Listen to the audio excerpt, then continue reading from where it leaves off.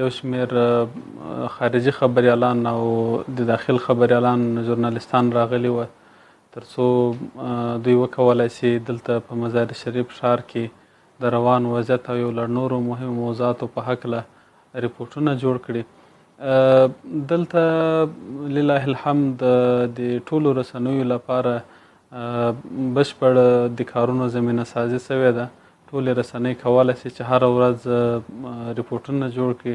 دوی ته ښه مسونه فضا جوړه سوې ده او دوی ډاډمن امنیت لري. له ټولو سیمو صحنو او مراکزو څخه لیدنه کولی سي، له خلکو سره آزاد غږېدلی سي. هغه محدودیتونه چې د کابل ادارې د واکمنۍ پر مهال دلته موجود وه هغه محدودیتونه نشته. رسنۍ آزاد کولی سي چې په ښار کې په اطرافو سیمو کې لرې پرتو سیمو ته تګ او راتګ وکړي، له خلکو سره آزاد وغږېږي، له خلکو سره آزادې مرکې وکړي، آزاد بحثونه چمتو کړي.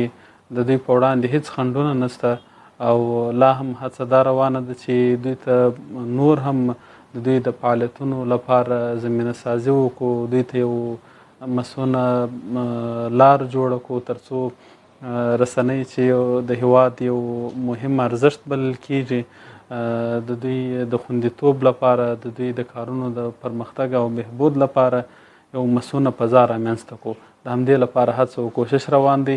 تر اوسه پورې ډېر موفق یو چې رسنۍ مو ښه فعالیت لري. د کابل ادارې د واکمنۍ پر مهال ژورنالیستان ووژل سول، ژورنالیستانو ته زیان ورسېده، د هغوی وسایل له منځه ولاړه، د هغوی مراکز تخریب سو. خو اوس لله الحمد د اسلامي امارت د مجاهدینو په راتګ سره د هیواد د نورو ولایتونو په څیر په بلخ ولایت کې رسنۍ خوندي دي، د رسنیو مراکز خوندي دي.